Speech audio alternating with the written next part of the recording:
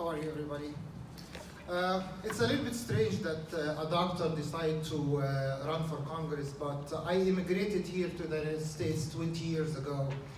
And the only reason I'm running for Congress is because I love this country. And I have a different take on what's going on. I lived in an area where chaos and corruption is the rule. And I saw what can happen when this situation exists. People died from hunger, people were killed with no consequences. So I decided to run for Congress. If we're talking about guns now, the situation in the United States is different. We have millions of guns in the United States. Many are legal and many are illegal. I spent 4 years in Kings County Hospital emergency room in Brooklyn. And our average daily gunshot wound was 5 to 10 with 10% mortality rate.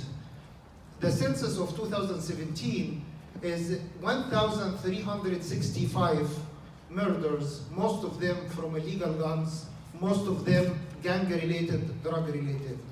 If we really need to tackle this problem, we need to look at it from different perspectives.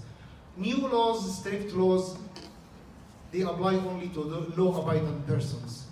We have to fight crime, increase education about the relation between kids and their parents, good family values, increase the awareness that teachers, they have to have very good relation with their students. But coming up with the strict regulations, they are not gonna solve the problem. New York State, they have the most strict regulations on guns. New Jersey have very strict. I am a gun owner. It took me days and days and weeks to get permit for my handguns.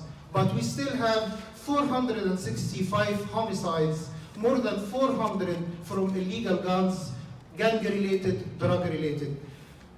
Coming with strict regulations are not going to make the guns go to the bottom of the ocean. It will make the guns go underground.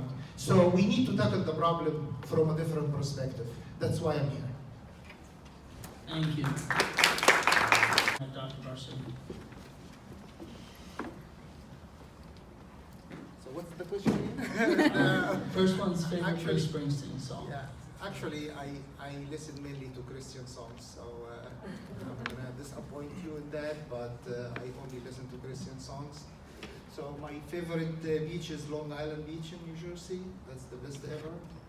And my favorite restaurant, it's Clinton Station Diner on Route 78. Best food, best breakfast ever.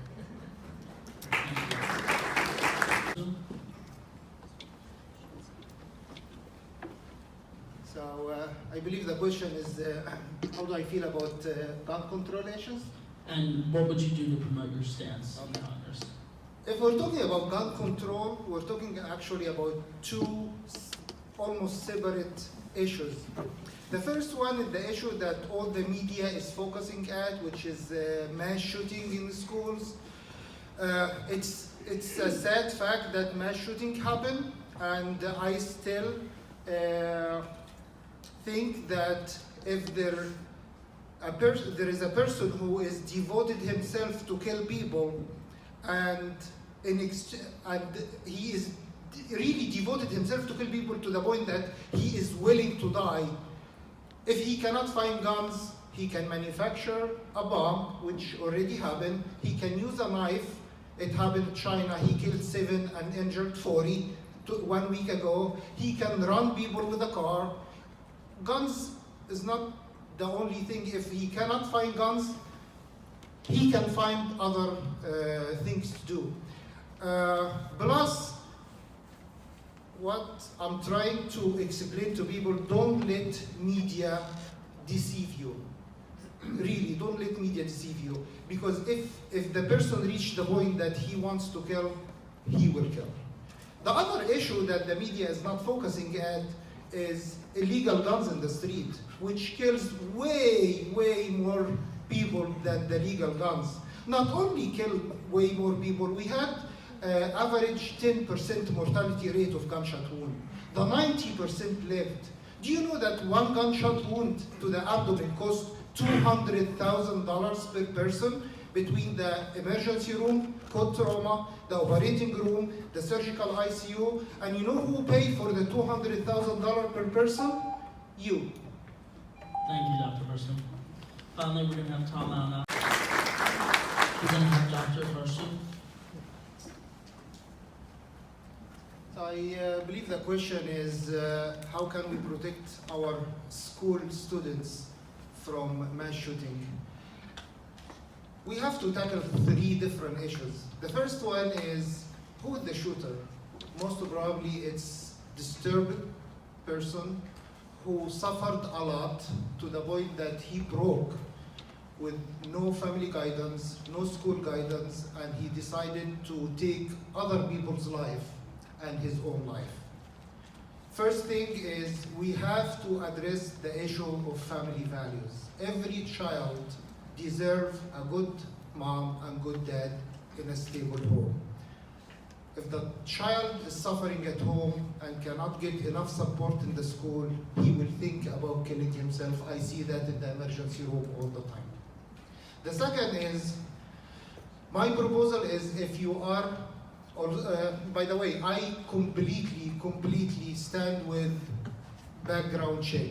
But if you are a lawful owner of a handgun, you have to have concealed carry automatically. When I was in Kings County, there was a lot of robbers behind our school, so they put a big sign behind the hospital. So they put a big sign at the street saying that this street or this neighborhood is guarded by a man with shotgun 2 days a week. They didn't mention which 2 days robbers stopped. If someone is coming to the school in his mind that no one is carrying a gun, he will have no problem. But someone is deciding to come to the school with a gun and he knows that 3 or 4 or maybe 5 people, they have concealed guns, he will think 1,000 times. He will think 1,000 times. Again, the situation in the United States is different. We have more guns in this country than humans, and we have to deal with that. Thank you, Dr. Barsoom. Our next question. Some politicians look at arming teachers as a solution to our nation's school shooting epidemic. Do you believe this is a viable solution to a serious problem? First off, we're going to have Lindsey Brown. Uncertainty is a big factor. We don't have to arm every teacher. If they want to be armed, fine. If they are a lawful owner of guns, fine. Again, I think that any lawful owner of a handgun should automatically have a concealed carry permit, and this permit should be renewed every year with a 1-day training and a new background checkup.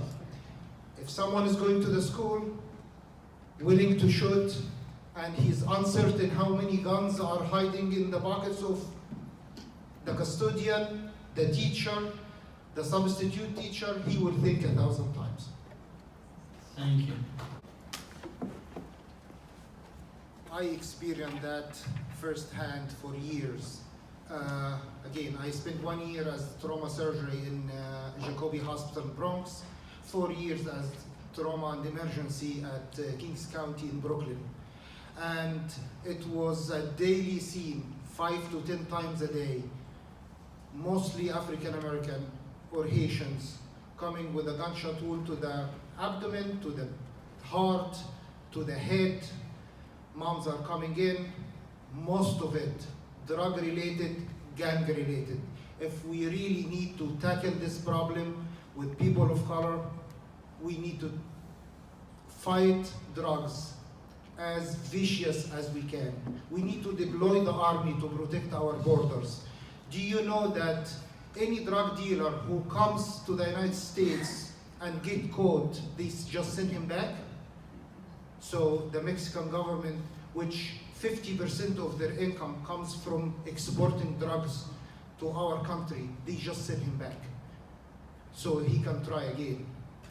The second thing is, when I watch those hip hop videos, you see all women and money and diamonds and gold.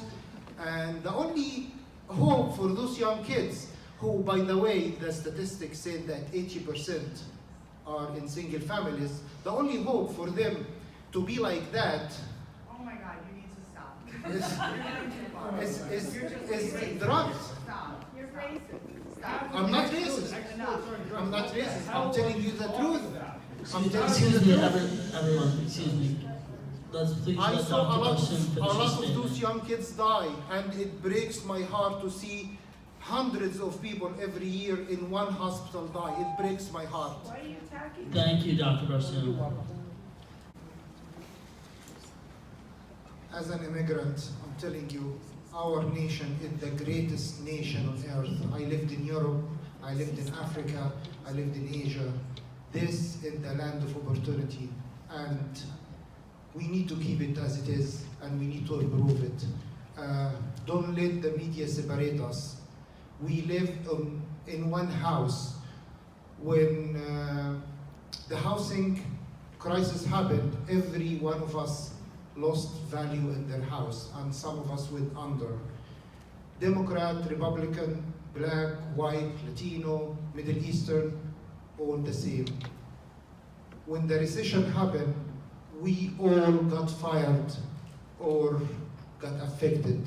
Doesn't matter who you are. We live in one house. And this nation, our nation, is the castle for democracy. It's the castle for charity. Americans are the most people that give for charity, more than any country in the world. Even if they are poor, they still give for charity. This doesn't happen anywhere in the world. Gun issues, it broke my heart day after day, seeing moms mourning their 18 and 17-year-old kids in Brooklyn every single day. It really broke my heart. I have kids. I have 2 kids. And I used to look at them and say, we couldn't save him. Or, we don't know what to do, but he's dead. And that's a big thing. And unfortunately, the media is focusing on other issues, which is also important, but those young people that are dying and still dying every single day because of poverty, because of social injustice, they are still dying, and no one is talking about it. No one is talking about it. 1,365 kids, like young people, died last year only. And the statistics, they are so happy because it's down 15%. And in the state of New Jersey, more than 400 murders. And they are so happy because statistics are down 15%. That's not fair for those young people. Thank you. Thank you.